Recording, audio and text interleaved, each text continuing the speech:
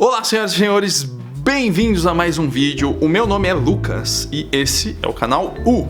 No vídeo de hoje, como vocês devem supor pelo título escrito aqui embaixo, nós vamos falar a respeito de recomendações que eu tenho para dar para vocês. Basicamente, esse é um espaço no meu canal onde eu pretendo recomendar coisas, sejam elas pratos, lugares para ir, livros, filmes, música, roupas, tudo, imagina tudo, pensa em tudo. Então, tudo que pode ser recomendado, eu recomendarei neste espaço no meu canal. Por quê? Porque eu acho que o mundo é muito vasto, grande e existem muitas coisas que são muito boas e que nós não conhecemos ou não sabemos que existe porque existe muita coisa acontecendo ao mesmo tempo, a gente não tem tempo às vezes de descobrir, né, de parar um pouco, pesquisar, ir atrás e descobrir coisas novas. Então, eu facilitarei essa tarefa para todos. Mas por favor, não pensem que eu estou fazendo isso de um lugar de orgulho, assim como eu sou iluminado e eu tirarei vocês, pobres ignorantes, das trevas. É um pouquinho isso sim, na real. Mas, na verdade, o propósito disso é só realmente compartilhar informação, compartilhar gostos. Então, a geladeira começou a tocar agora. Então, se você compartilha do mesmo gosto que eu, ou tem gosto diferente, sabe de uma coisa que eu não sei, que é muito boa também, que você quer me recomendar, comente aqui embaixo na seção de comentários e eu lerei vossas sugestões com muito prazer, beleza? Aproveitando, deixa o seu curtir aqui embaixo no vídeo, inscreva-se no canal e compartilhe com seus amigos, família e tal. Mas compartilha depois. Agora dá só o joinha, eu espero, antes de começar o vídeo. Não gostou? No final você tira, é de graça. Ninguém sofre, todo mundo ganha, tá vendo? Muito bem, vamos começar então, porque eu tenho louça pra lavar ainda. Eu trouxe um negócio aqui pra gente começar as coisas oficialmente nesse canal, que é a minha bela companheira campainha. Então, pra começar oficialmente o vídeo, foi dada a largada, o gongo soou, então vamos à primeira indicação, a primeira recomendação que eu tenho pra dar pra vocês. Muito bem, a primeira recomendação é um livro chamado Sonhos de 10 Noites, esse livro aqui. Este livro foi escrito por Natsume Soseki. Natsume Soseki, um escritor japonês, aqui uma fotinho dele. Esse é o Natsume Soseki. Ele é um escritor japonês, ele nasceu em... tem escrito aqui, peraí. Natsume Soseki nasceu em 1867 em Edo, que atualmente é a cidade de Tóquio. Agora eu vou explicar o porquê que eu tô recomendando esse livro aqui pra vocês. Inclusive é um livro super fininho, bem tranquilo de ler. O único problema dele é que eu acho que ele é um pouquinho difícil de achar, viu? Eu dei uma pesquisada uma garimpada bem boa na internet pra achar. Eu achei o meu exemplar no Mercado Livre. Eu paguei baratinho, na época eu paguei R$24, já com frete incluso. Essa edição aqui é a edição da Aliança Cultural Brasil-Japão, e a tradução foi feita pelo Antônio Nodiri. Eu ouvi falar já de outras traduções deste livro, mas nunca tive contato, nunca tive a oportunidade de lê-las. Um pouquinho da história do autor e do livro é o seguinte: o Natsume Soseki, ele é um baita escritor japonês, está super conhecido no Japão. Basicamente ele teve uma infância e uma vida muito difícil, muito conturbada. Na verdade, os pais dele o tiveram já quando sua mãe estava muito velha, assim, já tinha lá seus 40 e poucos, 50. E na época não era muito bem visto uma senhora dessa idade ter filhos. Pois é, então, tendo isso em vista, para não ficar ali mal vista, né, na sua vizinhança, na sua sociedade, ela então, a mãe do Natsume Soseki, entrega ele para uma família para que ela cuide dele, né? E também levando em consideração a época, né? A situação econômica do Japão não era das melhores, as pessoas sofriam um pouco ali, né, para poder ter algum dinheiro e enfim. Ele é entregue um bebê ainda, praticamente um recém-nascido, porém essa família ela abandona ele para ir trabalhar, ou seja, ela deixa o bebê lá na casa, eles moravam meio que num galpão, um negócio assim, deixam o bebê lá e vão trabalhar. E aí a irmã mais velha do Natsume Soseki, que é aparentemente a pessoa mais sensata dessa história toda, ela busca ele de volta e leva de volta para casa dos pais.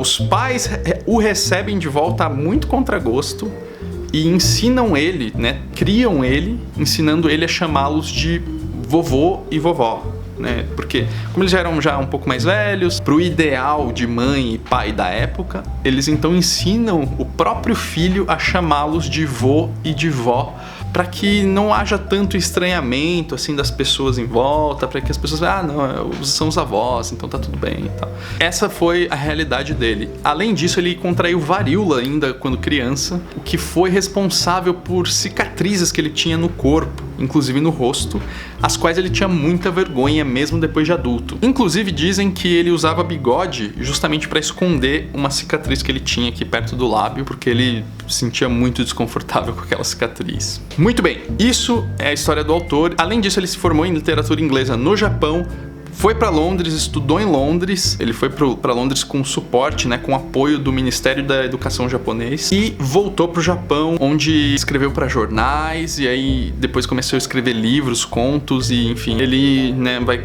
criando suas histórias mais longas e depois tornam-se livros.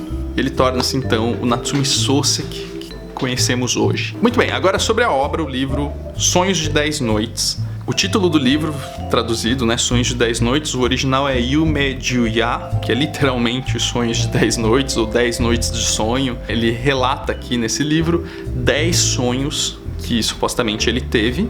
Toda a obra do Natsume Soseki, ela reflete uma certa melancolia. Inclusive aqui atrás tem um textinho aqui embaixo escrito: Sonhos de 10 Noites é a constatação da solidão do homem que contempla e se assusta com a sua condição de solitário.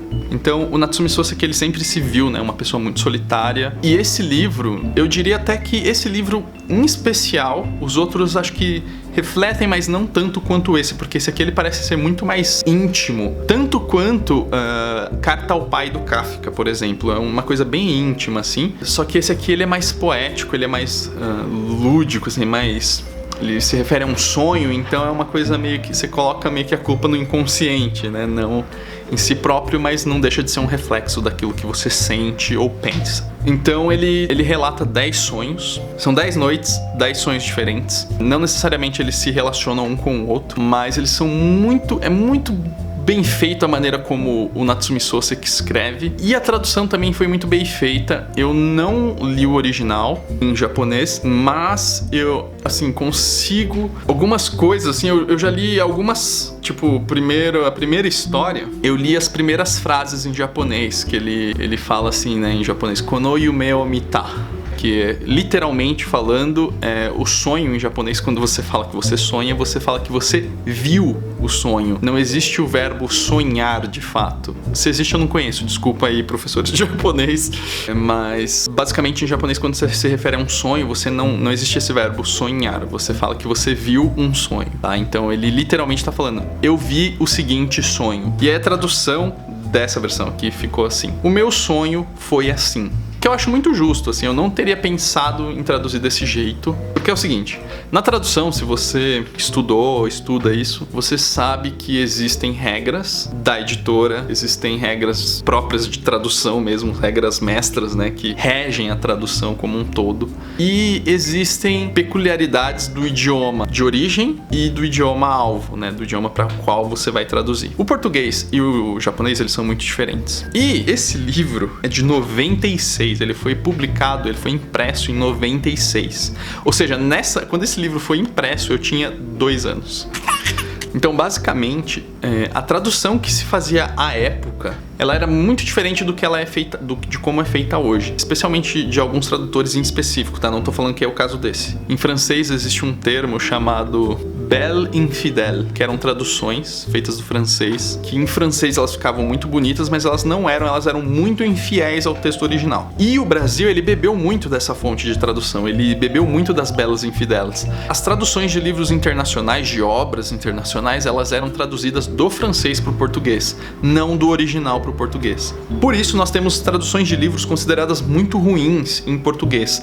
Esta não é uma delas. Essa é justamente, ele nesse ponto ele traduziu para um termo equivalente em português, porque não é natural para um falante da língua portuguesa falar eu vi o seguinte sonho, ou eu vi este sonho, porque você não vê um sonho, você sonha. A gente tem esse verbo. Então ele tentou aproximar, eu diria que ele colocou ali no meio termo. Então ele falou, o meu sonho foi assim. Então ele não usou nem o verbo sonhar, ele usa o verbo ser, né? O meu o sonho foi, mas também ele não traduz literalmente, né?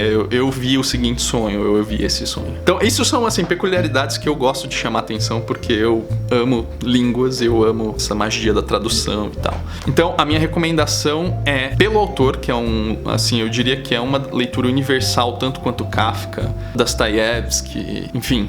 Leituras universais, eu diria que Natsumi Soseki é uma delas, apesar de eu não ouvir muito falar dele, nunca. Eu ouvi falar, por acaso, por uma pessoa, inclusive, obrigado, Nara, por ter me apresentado esse autor. Então, assim, eu nunca tinha ouvido falar desse cara. Ele é muito famoso no Japão, muito conhecido no Japão, e é muito estranho que ele não seja tão conhecido assim no Ocidente, porque é muito bem feito, muito bem escrito. Os sonhos, quando você lê os sonhos, você sente que você tá dentro do sonho, porque ele fala de um jeito muito, assim, muito plausível, sabe? Se você sonha e se lembra dos seus sonhos, você consegue enxergar que, nossa, realmente, quando você tá sonhando, você tem meio que esse sentimento, isso aqui acontece, o tempo ele não é linear, você vai pro futuro, depois você volta pro passado, você pisca o olho e passou 1000 anos, sabe? Então, isso acontece realmente nos sonhos, né? Quando a gente sonha. E o Soseki apresenta isso de maneira muito elegante e bela nesse livro, mesmo com toda a tristeza que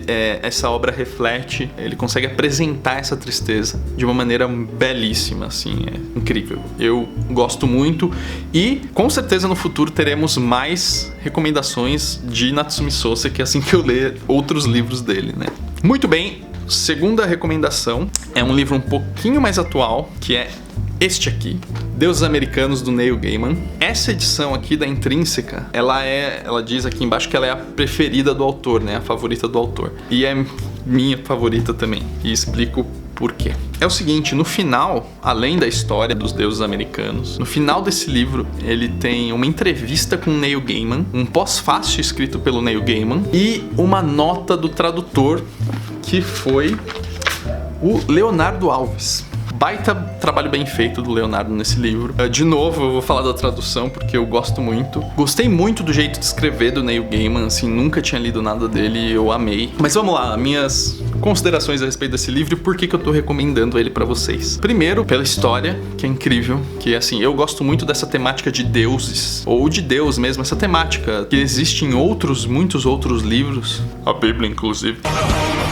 E esse aqui, em especial, ele brinca com um tema que é muito interessante. Ele pega coisas que a gente admira, que a gente adora, né? Como a tecnologia, a televisão, a mídia, o dinheiro, o poder, guerra, enfim. Tudo isso, querendo ou não, tudo que você dedica tempo, isso significa que você tá, um tempo que você tá gastando com aquilo. É a sua vida, literalmente, que você tá investindo naquilo. Então isso, de certa forma, é uma adoração. E é assim que os deuses sobrevivem. Só que existem os deuses antigos e os deuses novos. Os deuses novos são tecnologia, mídia. E existem vários outros deuses antigos, tipo Odin, Thor, Anansi, enfim, vários deuses de vários lugares diferentes do mundo que acabaram vindo parar na América, seja por um colonizador que veio da Europa e ele acreditava que leprechauns eram reais, e aí ele vem e traz essa crença consigo, sejam os escravos que foram trazidos e tinham crenças, né, que acreditavam, por exemplo, no deus Anansi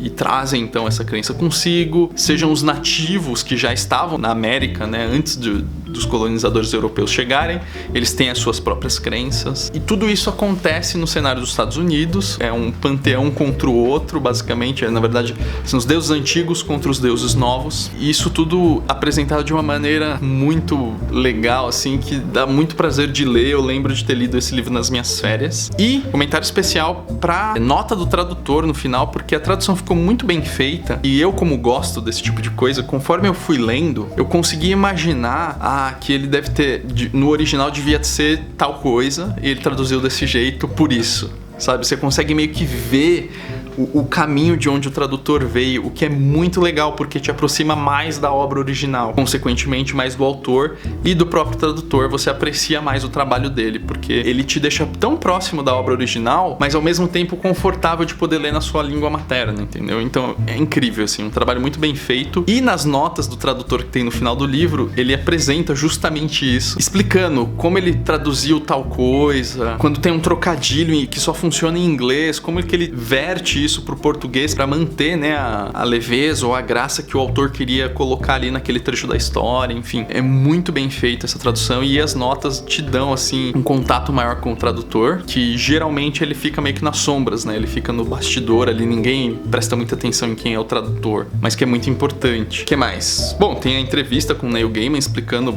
por que ele decidiu fazer essa história, de onde que veio, como que ele fez, qual foi o trabalho de pesquisa dele, o que ele fez pra de fato escrever a história. Muito bem, senhoras e senhores, eu vou parar esse vídeo por aqui porque ele tá ficando bem longo, mas então ficam essas duas recomendações pra você: Deuses Americanos de Neil Gaiman e Sonhos de 10 Noites de Natsume Soseki. Ambos livros. Nos próximos eu trago mais coisa, quero trazer filme, música, enfim, como eu falei antes, eu quero trazer de tudo que eu gosto, eu quero apresentar pra vocês, pra gente gostar junto, pra gente ter essa emoção, compartilhar um com o outro, os gostos um com o outro, descobrir coisas novas. A gente precisa se elevar culturalmente, se elevar intelectualmente, porque a vida é mais divertida assim, quando você consegue conversar com as pessoas e ela tem um background, você tem outro e vocês trocam informações. Eu acho isso sensacional. Espero que vocês também. Então, mais uma vez, obrigado por assistir até aqui. Curta, compartilhe, inscreva-se no canal e comenta aqui embaixo os seus gostos, coisas que vocês acham que são legais. De repente eu posso trazer elas aqui também e a gente disseca elas juntos aqui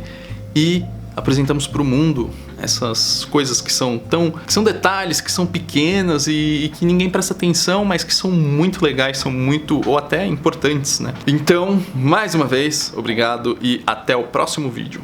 Tchau, tchau. Opa, antes de fechar, lembra que tem que fechar oficialmente aqui o vídeo, então